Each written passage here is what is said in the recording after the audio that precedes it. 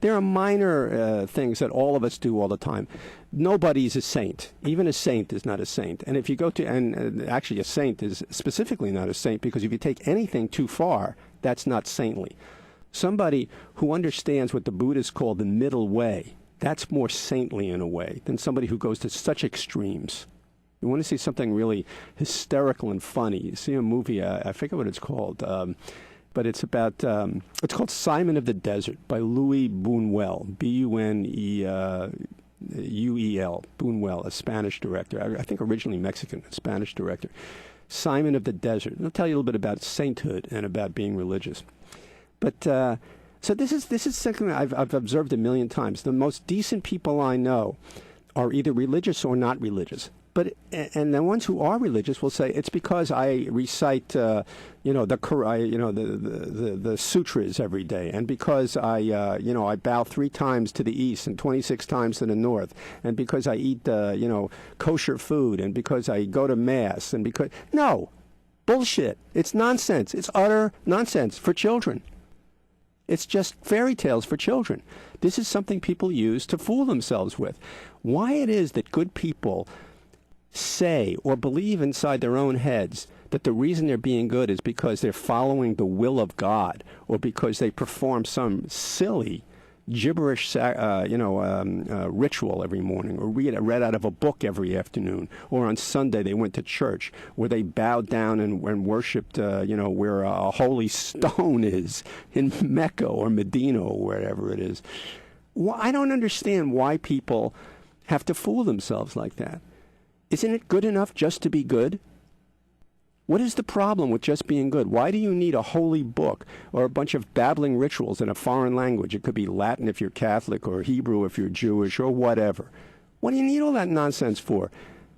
Jewish myself, I have been to many synagogues in the morning and seeing people reading morning services. Morning services, a couple of times I did that when I was severely depressed and I needed company and I had to go someplace, and I was searching around. Is there some way that I could find faith in God and that would save me? Because nothing else was saving me, right? So I remember I went to a couple of local synagogues for morning services, and what did I see there? I saw a bunch of people reading and nodding, and there's the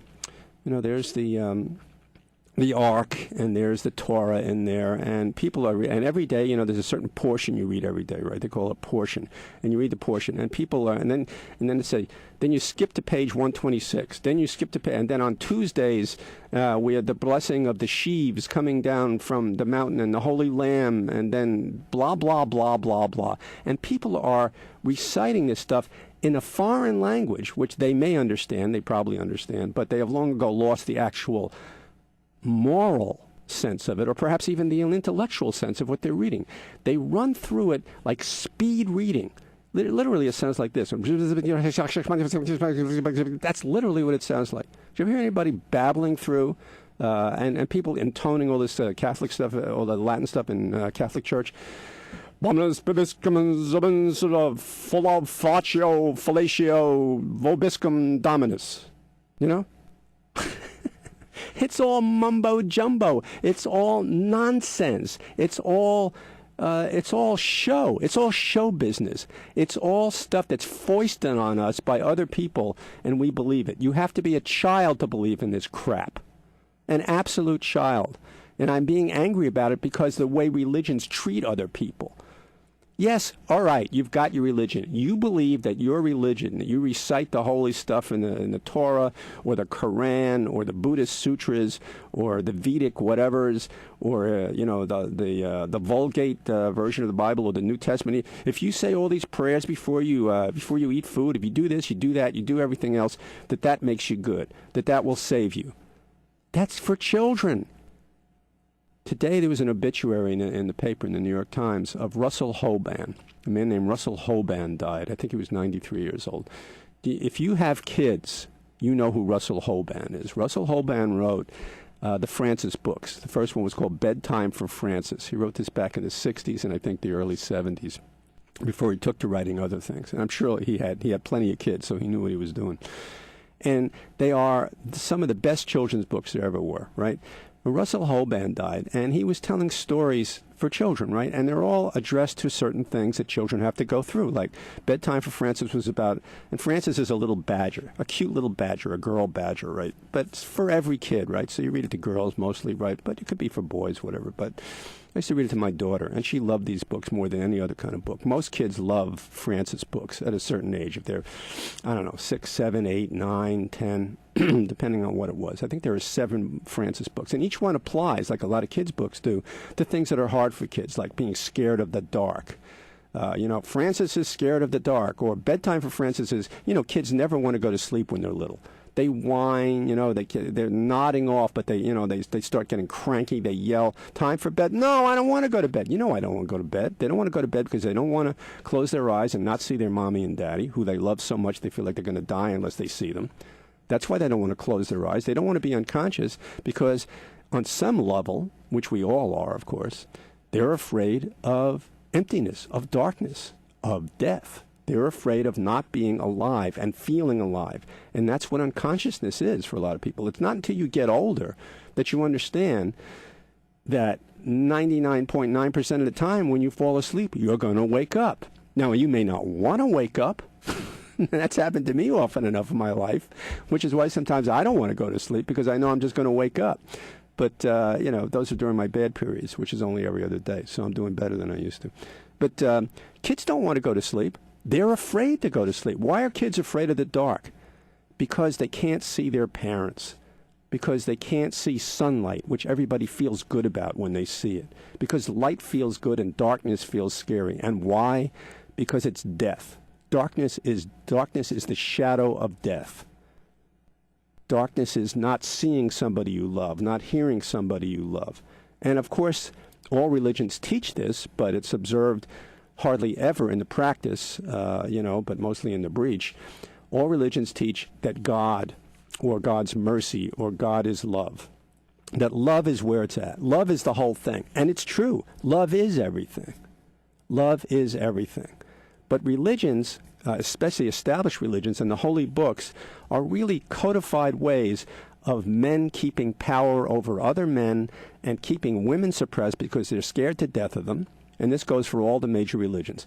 Fundamentalist Christians, fundamentalists, imams and, fundamentalist Muslims, fundamentalist Jews, ultra-Orthodox Jews, fundamentalist Baptists and Christians of the worst sort, crazy fundamentalist Muslims, and there are unfortunately tens of millions of them.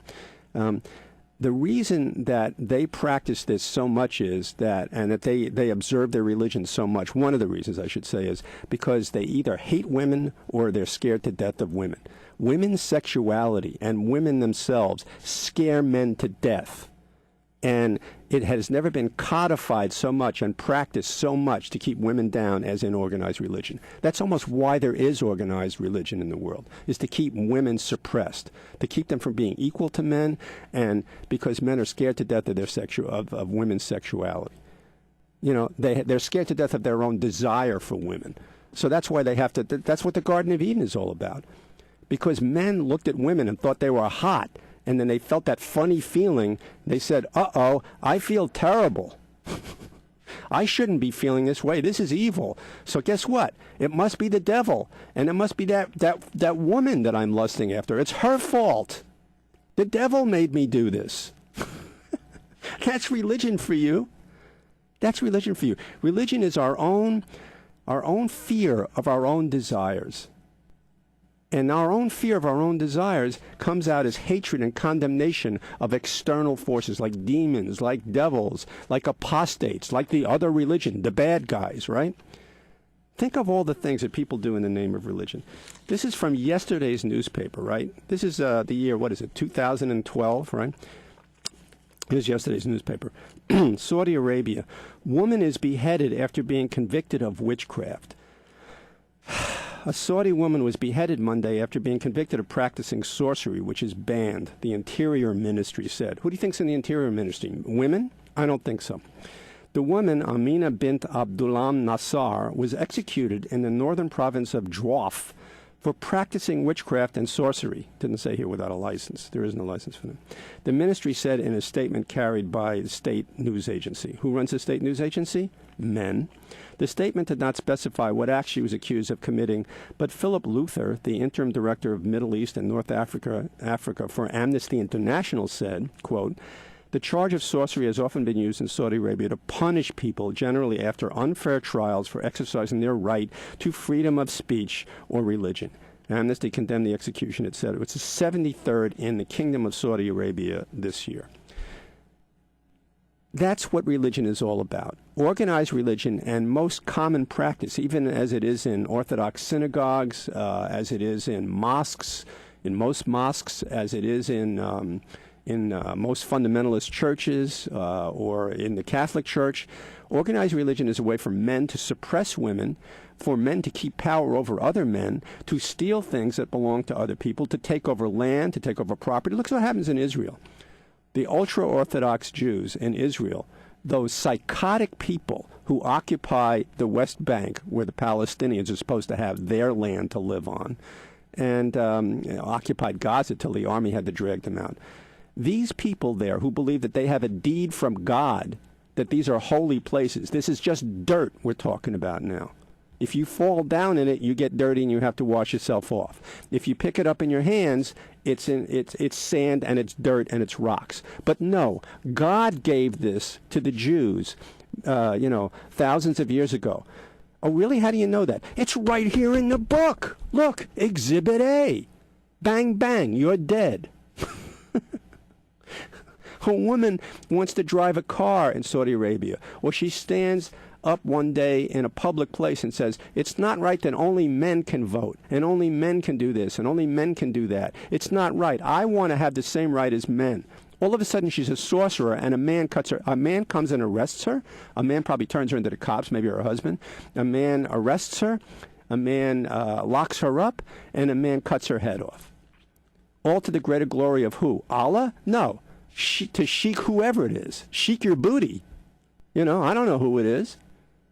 So that's what it is. It's to grab other people's countries, to steal other people's countries, to enslave other people by the hundreds of millions over human history, to torture other people, to exercise your sadism because you're afraid of everything and yourself too, and you have a mean streak and you feel like killing people and torturing people. It's to gain great riches and live in palaces like the popes and other people who have been the heads of religions, to live in great castles, whole villages and towns surrounding you of serfs and servants and slaves. It's to treat women like dogs and like slaves, to treat them like sexual objects where you can just, rape them and cast them aside, or else you condemn them or cut off their heads if they don't do what you want them to do. Or because if a woman is attractive, and you feel lust towards her, and you're a man, you feel that God is going to send you to hell, or you feel bad inside because your parents taught you it was a bad thing to feel sexual feelings. So it's the woman's fault. So cut off her head. That'll fix everything. Stupid, goddamn asshole religious people that they are. That'll fix everything. Here. So in Saudi Arabia, they're cutting off women's heads now, right? And so it's just an excuse. Religion is an excuse. Organized religion is it's like mafia families. It's like the 5 crime families. You ever watch The Godfather? Like the 5 families in New York, right? The whoever it was, for real, like the Gambinos, the Corleones, whoever it is, the Manicottis, the 5 crime families of New York.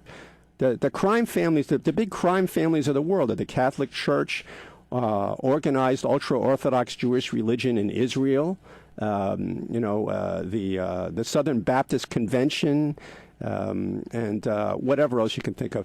These are the organized crime families of the world. They are rackets. They steal from people. They hurt people. They murder people. They keep people in slavery. They keep people. And the way to do that in all these religions is 2 ways. There's 3 ways. One is tell people that they're going to go to hell and burn forever and scare them to death, because people are at heart, they're children, and you have to bring up children. If you don't start bringing up children in these religions, you're screwed. If you're part of the racket, if you're in the gang, the gang of Jews, the gang of Catholics, the gang of Christians, the gang of Muslims, if you're a gangster like that, you got to get children when they're young. You got to start training them about they're going to go to hell if they don't believe in this. So you got to believe in the priest, you got to believe in the rabbi, the imam, whatever. Whatever they say is what God's word is. And if you say anything, do anything different than they tell you, you're so bad, you're evil. You've committed a sin, and you're going to burn forever in hell. And you're a bad person. The damage that religions have done to the human psyche, to human history, to human culture, from the very beginning. Even our engineer was just praying here. He was just praying.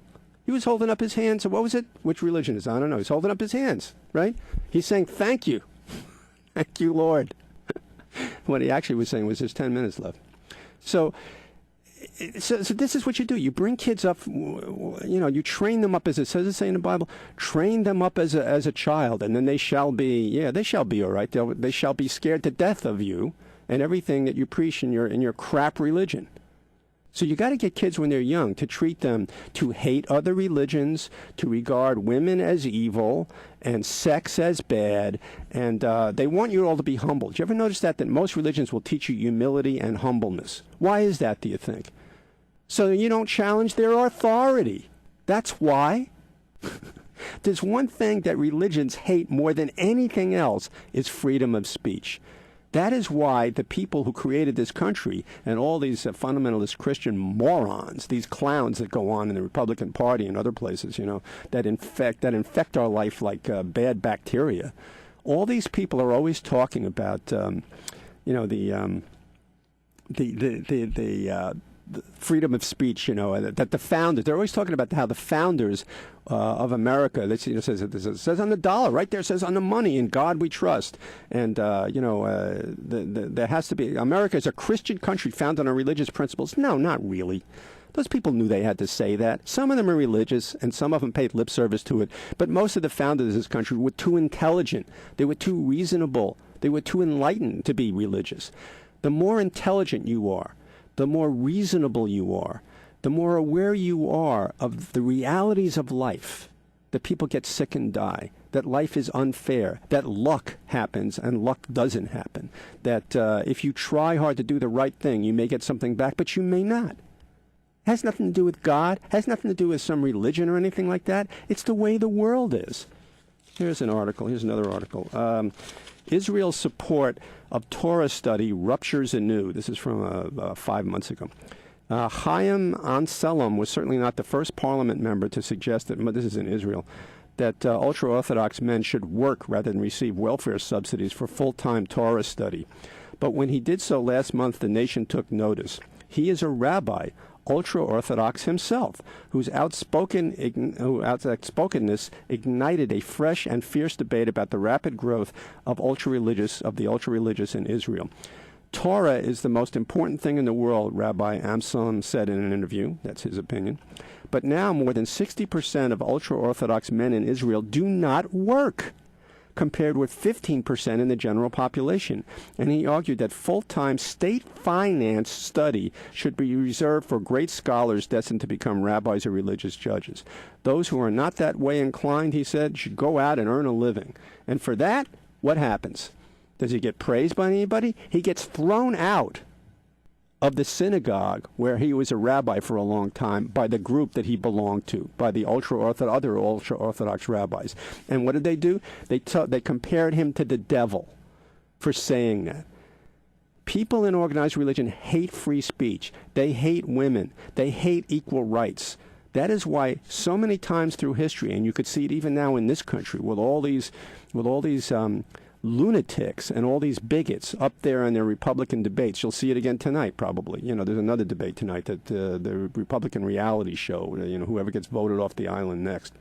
And They'll all stand up there. This is a Christian country, right? And there should be moral values. And the closer they get to the Iowa caucus, and the closer they get to this country, to that vote and this vote, but especially in Iowa, where there are apparently maybe there's something wrong with the water, or because they eat too much corn or whatever it is in Iowa, they have a real loony proportion of Christian fundamentalists in Iowa. And so they don't want to vote, for instance, they don't want to vote for Mitt Romney. And everybody knows, why is it so many fundamentalist Christians won't vote for Mitt Romney? He's a Mormon. So what? What has that got to do with running the United States of America? What has it got to do with it? Absolutely nothing. Not a thing. So here, how about that? Here's another one. This was in the paper about 4 weeks ago. Pleasantville, Tennessee. After services at the church at Cane Creek on a recent Sunday, a few dozen families held a potluck picnic and giggling children played pin the tail on the donkey. The white-bearded preacher Michael Pearl, who delivered his sermon in stained work pants, and his wife Debbie, mixed warmly with families drawn to their evangelical ministry, including some of their own grandchildren. The pastoral mood in the hills of Tennessee offered a stark contrast to the storm raging around the country over the Pearl's teachings on child discipline, which advocate systematic use of the rod to teach toddlers to submit to authority. The methods, seen as common sense by some grateful parents and as horrific by others, are modeled, Mr. Pearl is fond of saying, on the same principles the Amish use to train their stubborn mules. Debate over the Pearl's teachings, first seen on Christian websites, gained new intensity after the death of the third child, all allegedly at the hands of parents who kept the Pearl's book To Train Up a Child in their home. On September 29th, the parents were charged with homicide by abuse. More than 670,000 copies of the Pearl's self-published book are in circulation, and it is especially popular among Christian homeschoolers. The Pearls provide instructions in their book on using a switch or a rod or a cane from as early as 6 months to discourage misbehavior and describe how to make use of the implements for hitting on the arms and legs or backs, including a 1/4-inch flexible plumbing line that Mr. Pearl notes can be rolled up and carried in your pocket for convenience. Religion is our own doubts, our own fears, our unresolved psychological torments projected onto other people or onto external demons in the world. We have to go to war. One of the ways that the Americans justified killing off millions and millions and millions, practically committing a Holocaust against the American Indians, was because they were savages. One of the reasons that slavery was justified, in the 20, 30, 40 million black people were killed in slavery, thrown overboard to the sharks, starved to death in the holds of ships, beaten to death on plantations. One of the reasons that was justified for this? Because they were heathens, and they weren't Christian, they weren't saved. So the religion that professes to believe in the Prince of Peace, to turn the other cheek, and never to practice violence, murdered hundreds of millions of people and enslaved hundreds of millions of people because they didn't believe in Christ. You go figure that one out. So the way to free yourself, brothers and sisters, before these holidays begin here, Christmas and Hanukkah, the way to free yourself is to let God go. Get rid of God. Don't read that book anymore. Unless you find something in it that gives you some, you could print out the parts of the Bible. There's probably about 15 pages in the whole Bible out of thousands of pages that you could print. You could photostat it, print them out, maybe edit them so they look a little modern, and put them up on your bulletin board or something, or keep them in your wallet. You don't need the rest of that book. It's all a lot of historical gibberish written by men to keep women down, to enslave other people, to steal their land, and to get rich off poor people's ignorance and servility. And don't let your children go anywhere near a priest, a rabbi, or an imam, if you can help it, unless you can see clearly that they are decent people with their own families and who treat people right, and you've seen them around children. You do not want a religious person anywhere near your child. It's dangerous. I saw a movie the other night, and how much we got left there? 2.5. I saw a movie the other night, which is really an interesting movie. It's called The Angel of 10th Avenue, a great old black and white movie made in New York in 1948, which takes place in the Depression, 1936 it's set in. And, it's got some wonderful acting in it, great writing, And it's a Christmas movie, though, unfortunately. So it's very briefly, because we only got a couple of minutes left. It's about this really cute, smart, really energetic little girl who everybody in the neighborhood loves, who does favors for people. She's just good-hearted and kind. And her mother's always telling her things. She's 10 years old. You know, she says, "Oh, I'm scared of mice." And the mother says, "Oh, don't be scared of mice, darling. If you put a mouse in a cigar box, it'll turn into money. Or if the moon shines all night long, it means you'll wake up and all your fears will be, you know, and your cold will be gone." In other words, she tells her all these little stories, fairy tales for children. Everybody knows that fairy tales are great for children, right? It sort of parallels their own fantasies and fears about their psychological urges and about the way the world is. It's fairy tales, right? And then the bad people are taken care of and the demons go away. And this is how children learn. It's a way of transferring from childhood to adulthood. But finally, children have to know there is no Santa Claus. And in this movie, The Angel of 10th Avenue, finally she learns the truth about some things, and she realizes her mother has always been telling her these fantasy stories. And it's a pretty good movie, right? It's good writing. But then in the end, it folds up and dies. Why? Because her mother is dying after giving birth to her little brother. And her mother says, told her some fairy tale, yet another fairy tale. On Christmas Eve, all the cows they kneel down to Jesus at the stroke of midnight. So she goes to the stockyards and finds a cow, and it's kneeling down. The bells go off, it's midnight. Miraculously, the doctor says, only a miracle can save her mother now. Yes. And she runs home, and her mother, she says, "Oh, mother, please don't die." And her mother just sits right up as if nothing was ever wrong with her, and she's almost on her deathbed. And it must have been a miracle that happened, right? And she says, "Oh, from now on, mother, I will believe in all these things you tell me, that mice can turn into money overnight, and that the little child Jesus is going to save me. And if I only pray, everything will be all right." She just basically should have been arrested for child abuse, that mother, right? Free yourself from religion, brothers and sisters. When the holidays come, don't kneel down, don't pray. You can get presents, you can have dinners. Nothing wrong with that. That's the greatest part about the holidays, is it's all about families anyhow. It's love. It's other people. It's families. It's not this bullshit about God and some stupid thing written in some holy book covered with leather. Throw out the books. Don't go into those buildings. Don't listen to those people. Happy holidays.